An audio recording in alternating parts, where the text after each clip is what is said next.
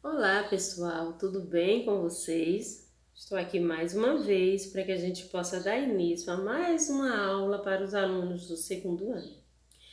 Então vamos pegar o nosso caderno novamente, né? Ontem a gente teve aula de redação e hoje a gente vai fazer a correção daquela atividadezinha de redação sobre as fábulas no nosso caderninho de redação.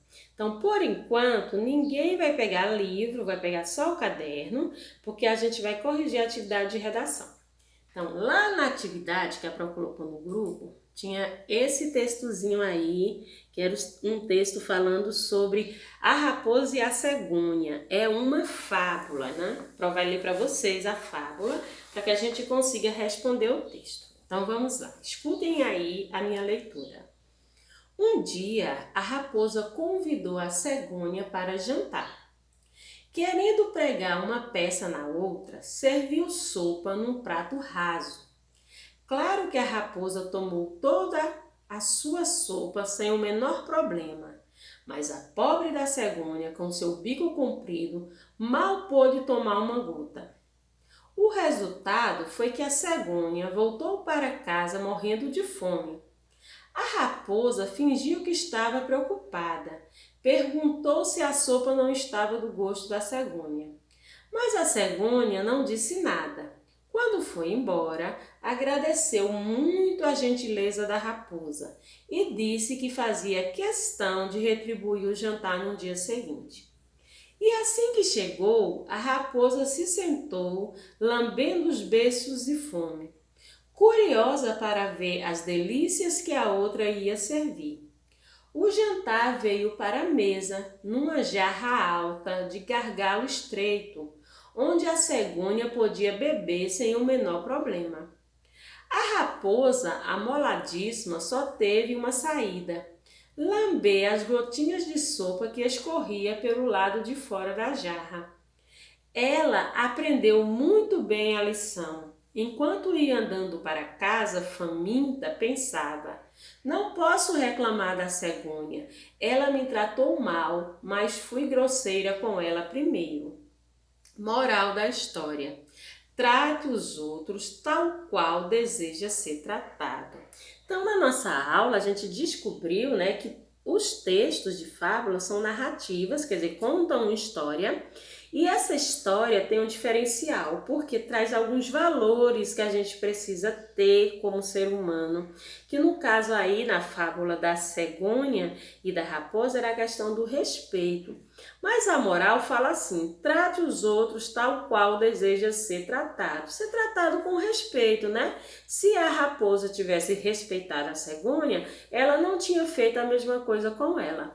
E quem é que contou essa história? Foi Esopo. Lembra que a Pro disse que Esopo viveu, né, na Grécia, no século 6 antes de Cristo, que lá naquele tempo ele já contava essas histórias para as pessoas, né, fazendo com que as pessoas refletissem sobre os posicionamentos que elas tinham em algumas situações. Então vamos agora responder sobre o texto. O que fez a raposa na história, gente? Convidou a cegonha para jantar, né? Como se sentiu a cegonha ao sair da casa da raposa? Ao sair da casa da raposa, ela estava o quê? Faminta, triste também, né? Porque a raposa convidou ela para jantar só para zoar com ela. Então a gente pode escrever aqui, ó: faminta e triste. Como se sentiu a raposa depois do jantar? A raposa, depois do jantar, foi que ela se sentiu. Ela se sentiu aprendendo uma lição, né? Aprendeu a pensar no outro também. Então, a gente pode botar aqui: ela se sentiu, né, faminta e aprendeu uma lição em relação ao posicionamento dela. O 2 da tarefinha de vocês pede para vocês dizerem o que vocês entenderam sobre a moral. Qual era a moral da história? Vamos lembrar aqui, deixa a prova voltar para vocês verem. Ó, a moral dizia: trate os outros tal qual como deseja ser tratado. Então, o que vocês entenderam sobre isso? Se fosse a Pro respondendo, eu ia dizer assim, que a gente precisa respeitar o outro do jeito que a gente quer ser respeitado, né? Se fosse a pró que ia responder. Mas aí é uma resposta pessoal do que cada um entendeu da moral da história. Então, claro, a gente tem que falar sobre a moral da história da raposa e a cegonha. Cada um vai colocar correto aí, porque as respostas pessoais, elas estão muito interessadas no ponto de vista de vocês. Como que vocês enxergaram a história? Quando eu li a fábula, eu entendi que ela falava sobre respeitar o outro. Mas daí vocês podem ter entendido outro valor. Então, cada um vai deixar o valor que entendeu, vai dizer o que entendeu da moral do ensinamento e vai escrever aí no 2. Hoje sim a gente vai precisar do nosso livro, né? Porque hoje a gente vai ter aula de português, onde a gente teve de redação e hoje a gente vai ter de português. Vocês alunos aí do segundo ano vão pegar o livro de português e vão abrir na página 74. E aí vão encontrar esse conteúdo lá, masculino e feminino. Brasil, a gente já estudou isso, a senhora não lembra não? Sim, a Tó lembra que a gente já estudou. Só que a gente ainda não concluiu as atividades referentes a masculino e feminino. E o que a gente está fazendo aqui agora? A gente vai rever o conteúdo, para quê? Para que a gente possa responder. Quem aprendeu, ótimo, vai revisar. Quem não aprendeu, uma nova oportunidade para aprender sobre a questão do masculino e do feminino aí para o segundo ano. Então vamos lá, meus amores. Primeira coisa que a gente vai fazer na nossa aula é descobrir o que é masculino e feminino, né? A gente precisa descobrir essas coisas para saber do que a gente está falando. Então, o masculino e o feminino são gêneros dos substantivos que servem para nomear seres, objetos e entidades.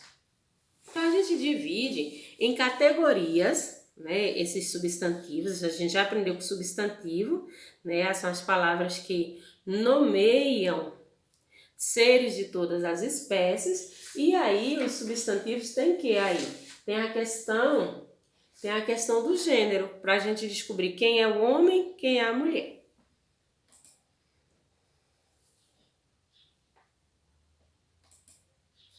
Quando eu digo menino, eu estou falando aí do gênero masculino. Quando eu digo menina, eu estou falando aí do gênero feminino. Eu estou nomeando quem, gente? Seres, né? Seres humanos. Menino, menina. Quando eu digo a cadeira, estou falando de uma coisa, de uma palavra que está no feminino. Por que está no feminino? Porque eu usei a letrinha A na frente. A cadeira. Quando eu digo o carro, eu estou falando do gênero masculino. Por que eu estou falando do gênero masculino? Porque eu usei a letrinha O na frente. Sempre que eu usar a letrinha A na frente da palavra, do objeto, então esse objeto será do sexo feminino, né? Do gênero feminino. Quando eu utilizar o O na frente da palavra, esta palavra vai ser do gênero masculino. Pertence ao gênero masculino todos os substantivos que é possível colocar na frente o artigo o ou um. O quarto é o gênero masculino, porque tem um o na frente. Quarto, a palavra quarto é do gênero masculino. E a palavra médico também é do gênero masculino, porque eu coloco um médico ou o médico. Então, o que é a prova que vocês lembrem aí, segundo ano? Sempre que vocês puderem, né? Vocês colocarem antes da palavra, tanto a letrinha O, como o pedacinho, letra O, como o pedacinho a gente está falando de palavras no gênero masculino. Pertence ao gênero feminino todos os substantivos que é possível antepor o artigo a ou uma. Exemplo, quando eu falar a palavra sala está no gênero feminino. Por quê? Porque eu digo a sala. A palavra médica está no gênero feminino porque eu digo uma médica ou a médica. Então, se eu utilizar o a ou uma, essas palavras vão estar aí no gênero feminino. O O jeito mais comum para formar o feminino e o masculino é trocar o O pelo A. Então, ó, quando eu estou fazendo feminino e masculino das palavras, a forma mais fácil de fazer isso é quando eu faço a troca do final da vogal O pela vogal A. Percebam aí nessa palavra que a Pro colocou para vocês, menino e menina. A palavra se escreve do mesmo jeito. Quando chega no finalzinho, é que a gente troca, tá vendo? Quando é masculino, a gente coloca a letrinha O. Quando é feminino, a gente coloca a letrinha A. Essa é a forma mais fácil de a gente fazer aí o masculino e o feminino das palavras.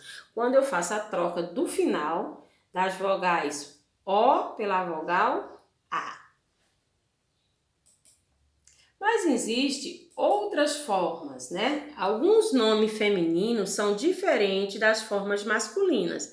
Aí é outra forma de fazer o feminino e masculino. Nessa forma aí, as palavras são totalmente diferentes uma da outra, né? Quando eu tô falando a palavra boi, ela está escrita de uma forma. Quando eu falo a palavra vaca, ela já vai estar escrita de outra forma, totalmente diferente. A mesma coisa acontece com a palavra bode e cabra. Bode é o masculino, cabra é o feminino, ó. Totalmente diferente uma palavra da outra. Aqui a gente não vai trocar só uma letrinha, né? Aí a gente vai escrever outra coisa totalmente diferente. A palavra no masculino é de um jeito e a palavra no feminino é de outro. Mesma coisa acontece quando a gente diz homem e mulher. Ó, homem é masculino, mulher é feminino. Então, ó, diferente a escrita das palavras.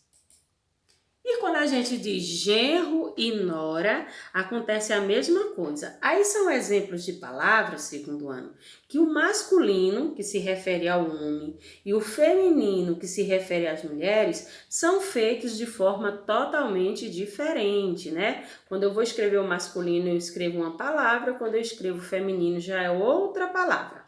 Diferente de menino e menina, que se escreve quase igual, o que muda é só a letrinha do final, que menino termina com O e menina termina com A. Vamos falar aí do gênero do masculino. Então vamos aí, ó. São masculinos nomes de homens e suas funções. Exemplo, João, Luiz, Manuel, rei, professor, vendedor. Todos aí são exemplos de palavras no masculino. Nome de animais do sexo masculino, como boi, leão, cão, são exemplos de animais. Então, quando os animais são do sexo masculino, as palavras também são masculinos, né? Nome de lagos, de montes, de oceano, de rios, de vento, nos quais se subtende o gênero masculino. Exemplo, quando eu dizer o nome do rio Amazonas, é o Amazonas. Quando eu vou falar o nome do Oceano Pacífico, eu digo o Oceano Pacífico. Quando eu vou falar o nome, deixe-me ver, do Pão de Açúcar, eu digo o Pão de Açúcar. Então, todas as palavras que são nome de rios, de lagos, de oceanos, de ventos, né? O furacão, né? Furacão, a palavra furacão é masculino, porque eu digo o furacão, viu? O nome de meses e dos pontos cardeais. Então, todos os meses do ano, a gente sabe que o ano é feito de 12 meses. Então, todos os nomes dos meses do ano são todos masculinos, todos. Né? Janeiro, fevereiro, março, abril, os meses do ano são nomes masculinos. Também dos pontos cardeais, norte, sul, leste e oeste. Vamos agora falar de feminino. Ó, são considerados do gênero feminino o nome de mulheres e suas funções. Então, Lia, Maria, Luísa são nomes femininos, como rainha, professora, vendedora. Nomes de animais do sexo feminino, né? Ali é a fêmea. Então, vaca, pato, galinha, todos são nomes femininos. Nome de cidades e ilhas. Então, todo nome de cidade, né, são nomes femininos. Eu digo Petrolina, né? Petrolina, eu vou a Petrolina. A gente coloca a letrinha A na frente. Eu vou à Ilha do Rodeadouro, né? Então, o nome de ilhas e de cidades são todas consideradas do gênero feminino.